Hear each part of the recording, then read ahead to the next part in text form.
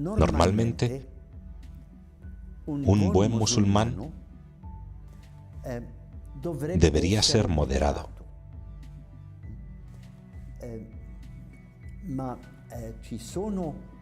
Pero hay muchas tendencias radicales, cada vez más, que piensan ser el verdadero Islam. Dicen, nosotros tenemos que aplicar la Sharia islámica en todo. Entonces, quien no es musulmán no tiene los mismos derechos de los musulmanes. Y esto está ya en el Corán y en toda la tradición islámica. Entonces, hay una mezcolanza entre el aspecto religioso que hace la distinción entre musulmanes por una parte, cristianos y hebreos por otra, y no creyentes. Hay tres categorías. El no creyente no tiene ningún derecho. Antiguamente tenía que hacerse musulmán o ser matado. El cristiano y el hebreo, siendo creyentes en Dios, en un único Dios, pero no reconociendo el carácter profético de Mahoma, en los tiempos de Mahoma podían vivir con los musulmanes, pero como ciudadanos de segunda clase, siendo humillados, dice el Corán, pagando un impuesto y siendo humillados. Dos condiciones explícitamente contenidas en el Corán, pero pueden vivir con los musulmanes. Y luego, la categoría perfecta, la primera, el musulmán que practica. Obviamente, hoy en día esta distinción generalmente ya no existe en los países. Los musulmanes tendrían que ser moderados. Pero la tendencia radical desde hace 50 años está aumentando. Llega al colmo con los fanáticos de Daesh, los del ISIS, que matan a cualquiera que no piense como ellos, o los condenan a la esclavitud. Y hay diversos grados en el extremismo. Esto es un fenómeno nuevo que de hace unos 50 años proviene de una nueva visión del Islam. Tenemos el Islam moderado y luego varias categorías de Islam no moderado.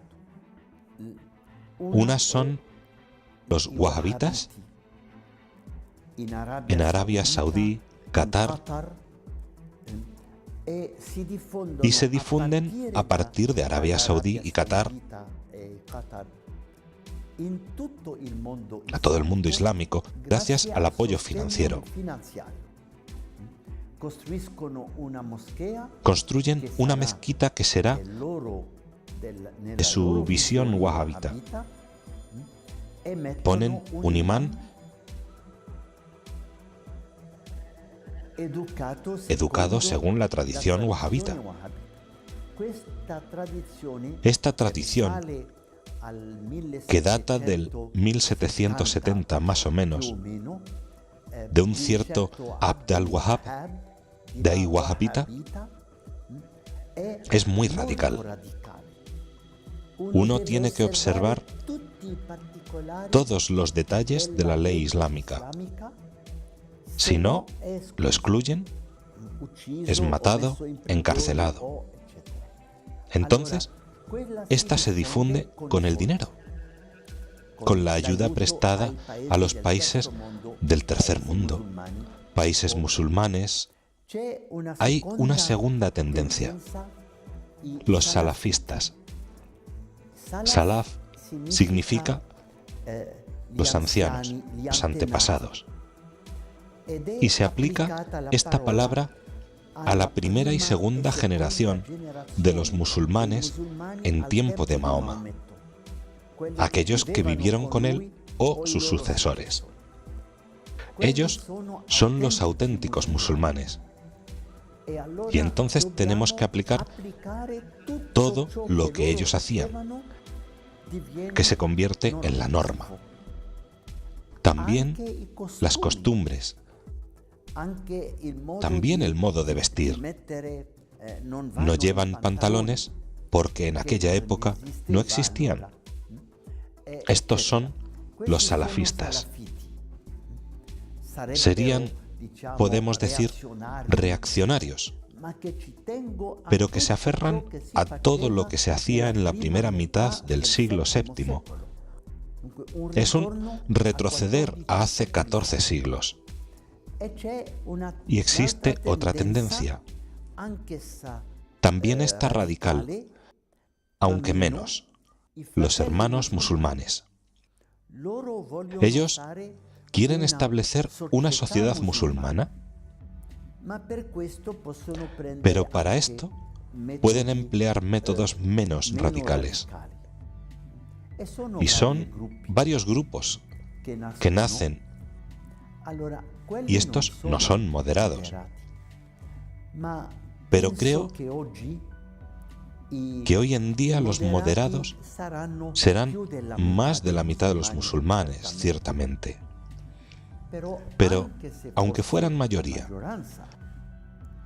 no tienen el mismo peso de los demás, porque los demás se presentan como el auténtico Islam, porque el llamado profeta hizo así. El problema es que significa vivir como se vivía hace 14 siglos. Ahora, la mayoría, todos los musulmanes viven en el siglo XXI.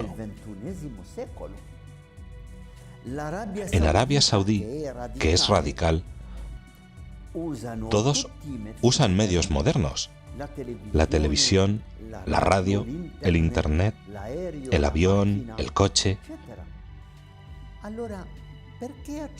Entonces, ¿por qué aceptas toda la tecnología occidental mientras pretendes vivir como en el siglo VII?